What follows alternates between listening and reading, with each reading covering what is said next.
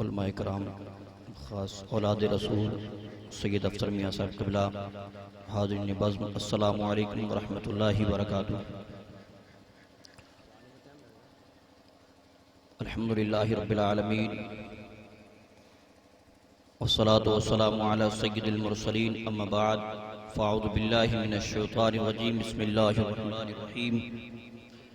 یا ایہا الذین آمنوا اتقوا اللہ وکونوا مع الصادقین،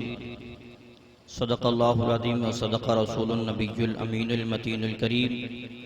ونحن علی ذلک لمن الشاہدین والشاکرین والحمدللہ رب العالمین۔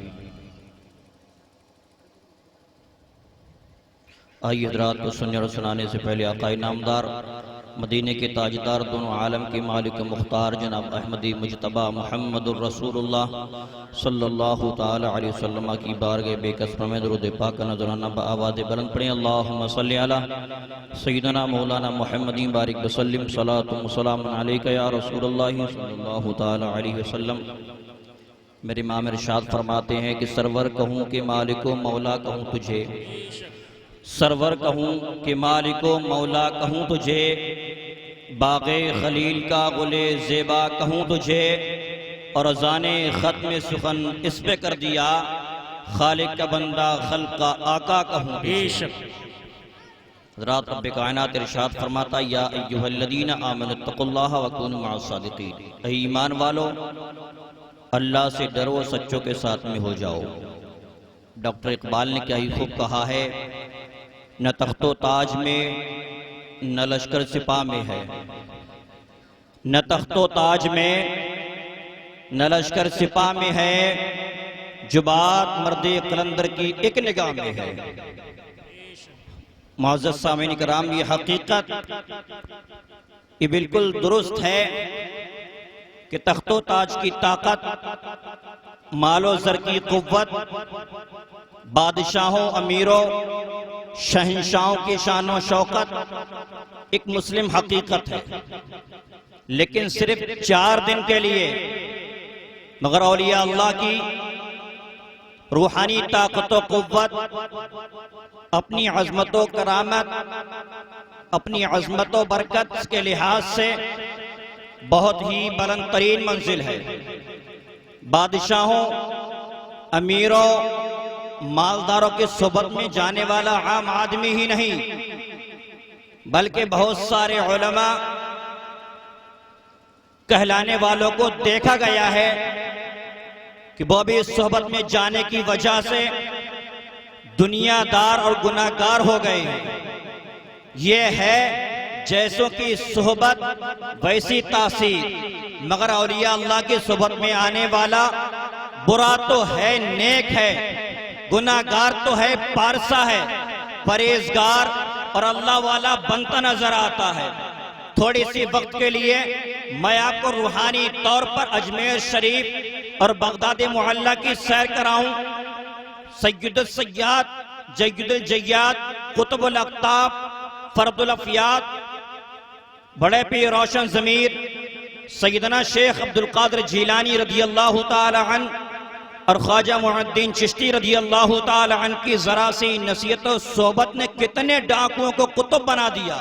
کتنے چوروں کو ابدال بنا دیا، کتنے گناہگاروں، کتنے سیاکاروں، کتنے خطاروں کے لیے نیک اور صالح اور پرہیزگار بنا دیا۔ اسی لیے شاعر کہتا ہے کہ نگاہ ولی میں وہ تاثیر دیکھی، نگاہ ولی میں وہ تاثیر دیکھی، بدلتی ہزاروں کی تقدیر دیکھی۔ بے شک، کیا بات ہے، سبحان اللہ۔ مولانا روم رحمت اللہ تعالی علیہ فرماتے ہیں،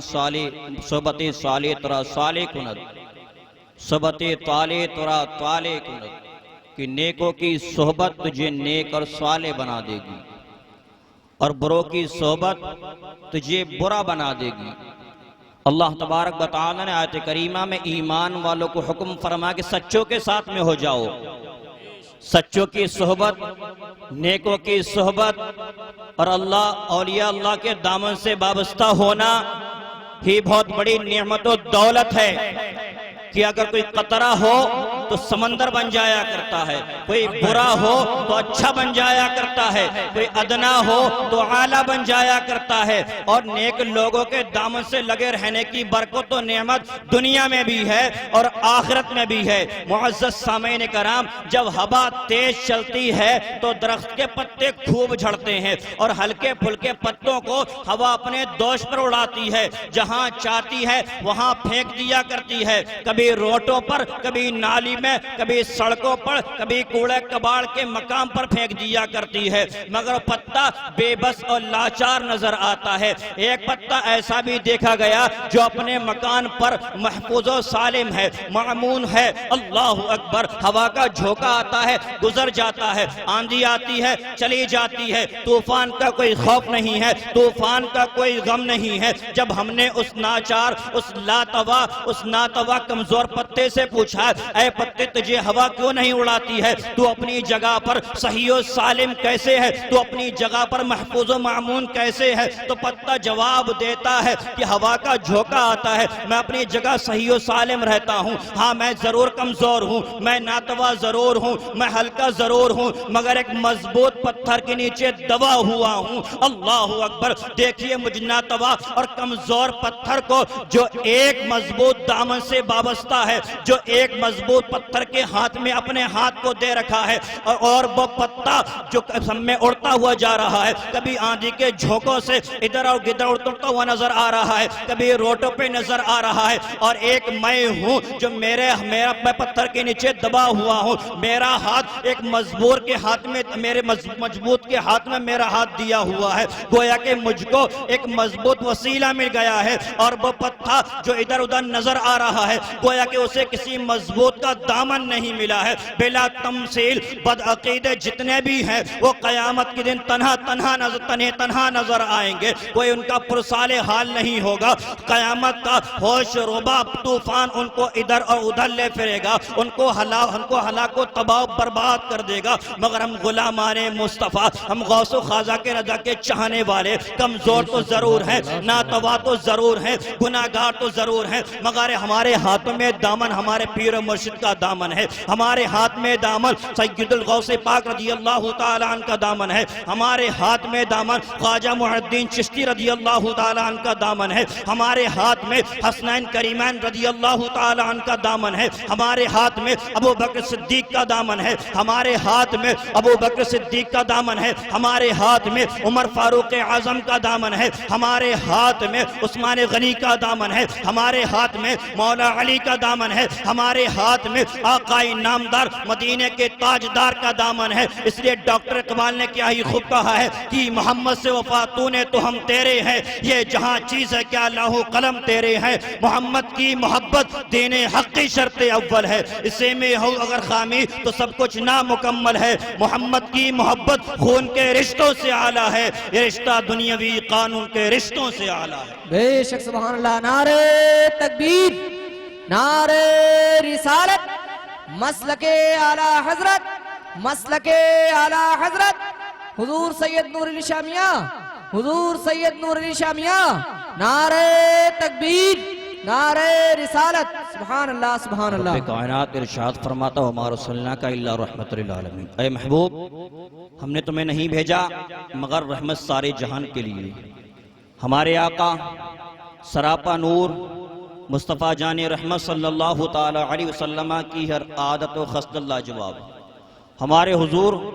صلی اللہ تعالی علیہ وسلم کی زبان نبوت لاجواب۔ میرے امام ارشاد فرماتے ہیں وہ زبان جس کو سب کن کی کنجی کہیں، اس کی نافذ حکومت پہ لاکھوں سلام۔ ہمارے حضور صلی اللہ تعالی علیہ وسلم کی نگاہ نبوت لاجواب۔ میرے امام ارشاد فرماتے ہیں جس طرف اٹھ گئی دم میں دم آ گیا، اس نگاہ عنایت پہ لاکھوں سلام۔ ہمارے حضور صلی اللہ تعالی علیہ وسلم کی سماعت لاجواب۔ میرے امام ارشاد فرماتے ہیں نور نزدیک کے سننے والے وہ کان لالے کرامت پہ لاکھوں سلام۔ ہمارے حضور صلی اللہ تعالی علیہ وسلم کے دستے رحمت لاجواب، میرے امام ارشاد فرماتے ہیں ہاتھ جس سمت اٹھ گیا غنی کر دیا، موجے بحر سماعت پہ لاکھوں سلام، ہمارے حضور صلی اللہ تعالی علیہ وسلم کی انگشت رحمت لاجواب، میرے امام ارشاد فرماتے ہیں نور کے چشمے لہرائے دریا بہیں، انگلیوں کی کرامت پہ لاکھوں سلام، ہمارے حضور صلی اللہ تعالی علیہ وسلم کی قدم رحمت لاجواب، میرے امام ارشاد فرماتے ہیں کھائی قرآن خاک گزر کی قسم، اس کفے پاکی حرمت پہ لاکھوں سلام، ہمارے حضور سراپا نور مصطفیٰ جان رحمت صلی اللہ تعالی علیہ وسلم کی ہر خو اور خصلت لادباب، ہر ادا اور عادت لاجواب، ہمارے حضور سراپا نور مصطفیٰ جان رحمت صلی اللہ تعالی علیہ وسلم کا حسن و جمال لاجواب، حسن یوسف کا چرچا خوب ہوا، حسن یوسف کو دیکھا تو مصر کی عورتوں نے اپنی مصر کی عورتوں کی انگلیاں کٹ گئی، مگر جب جمال مصطفیٰ صلی اللہ تعالی علیہ وسلم کو دیکھا تو عرب کے مردوں نے اپنے سر کو کٹا ڈالا، اس لیے میرے امام نے ارشاد فرمایا حسن یوسف پہ کٹی مصر میں انگشتے زنا، سر کٹاتے تیرے نام پر مردان عرب۔ بات ہے بے شک۔ آقا نامدار مدینے کے تاجدار صلی اللہ تعالی علیہ وسلم نے سیدنا جبرائیل علیہ السلام سے دریافت فرمایا، اے جبرائیل تم نے تمام پیغمبروں، تمام نبیوں، تمام رسولوں کی شان و شوکت، ان کے عروج و ارتقاء کو دیکھا، ان کی بارگاہوں کو دیکھا، حضرت آدم علیہ السلام کی خلافت کو دیکھا، حضرت نوح علیہ السلام کی اجابت کو دیکھا، حضرت ابراہیم علیہ السلام کی خلت کو دیکھا، حضرت اسماعیل علیہ السلام کی ایثار و محبت کو دیکھا، حضرت سلیمان علیہ السلام کے سطوت کو دیکھا، حضرت یوسف علیہ السلام کے جمال کو دیکھا، حضرت موسیٰ علیہ السلام کے جلال کو دیکھا، حضرت عیسیٰ علیہ السلام کی روحانیت کو دیکھا۔ اے جبرائیل یہ بتاؤ تم نے کسی کو میری طرح دیکھا؟ تم نے کسی کو میری شان و شوکت، میرے عروج و عروج کے تقوی کو دیکھا؟ تم نے کسی کو میری بارگاہ، میرے دربار کی طرح دیکھا؟ تو جبرائیل علیہ السلام نے فرمایا قال جبریل قلبت مشارق الارض ومغاربها فلم ارى رجلا افضل من محمد صلی اللہ تعالی علیہ وسلم۔ جبرائیل امین علیہ السلام نے کہا میں نے تمام مشارق و مغارب کا چکر لگا کر دیکھا تو میں نے محمد عربی صلی اللہ تعالی علیہ وسلم سے افضل کسی کو نہیں پایا، اسی لیے میرے امام نے ارشاد فرمایا کہ سربر کہوں کہ مالک و مولا کہوں تجھے، باغ خلیل کا گل زیبا کہوں تجھے، اور اذان ختم سخن اس پہ کر دیا خالق کا بندہ خلق کا آقا کہوں بے تجھے۔ شک کیا بات ہے، سبحان اللہ، بے شک۔ صحیح مسلم میں حضرت ابو ہریرہ رضی اللہ تعالی عنہ سے روایت کہ آقا کریم صلی اللہ تعالی علیہ وسلم نے ارشاد فرمایا کہ اللہ تبارک و تعالیٰ کے کچھ بندے ایسے ہیں جو میلے کچیلے کپڑے پہنے ہوئے، بال بکھرے ہوئے، دروازوں سے ڈھکیلے ہوئے ہیں، مگر رب قدیر کی بارگاہ میں وہ ایسی شان و شوکت، وہ ایسی بلندی رکھتے ہیں، اگر کسی بات پر قسم کھا لیا کرتے ہیں، اگر کسی بات پر قسم لے لیا کرتے ہیں تو رب کائنات ان کی قسم کو سچی کر دیا کرتا ہے، ان کی قسم کو پوری کر دیا کرتا ہے۔ اب پتہ کیسا چلے کہ نیک بندے کون ہیں، کہ یہی اللہ والے ہیں؟ تو میرے آقا نے ارشاد فرمایا اپنے صحابہ کرام سے، الا انبئکم بخیارکم، کیا میں تمہیں نیک لوگوں کا پتہ نہ بتاؤں، نیک لوگوں کی پہچان نہ بتاؤں؟ تو صحابہ کرام رضی اللہ تعالی عنہ نے عرض کی بلا یا رسول اللہ، ہاں رسول اللہ ضرور بتا دیجئے۔ تو مدینے کے تاجدار ارشاد فرماتے ہیں بخیارکم الذین اذا رأوا ذکر اللہ، کہ تم لوگوں میں نیک وہ ہیں جن کو دیکھ کر رب کائنات یاد آ جائے، جن کا چہرہ دیکھ کر پروردگار عالم یاد آ جائے۔ تو یہ اللہ والوں کی شان ہوا کرتی ہے، رب کائنات کے بندوں کا چہرہ دیکھنے کے بعد میں، ان کے کارنامے دیکھنے کے بعد میں دل میں شوق بڑھے کہ ہم بھی ان کی طرح ایسے ہی کارنامے کریں، مگر ہمارے دل اتنے سیاہ ہو چکے ہیں کہ بات اثر ہی نہیں کیا کرتی ہے،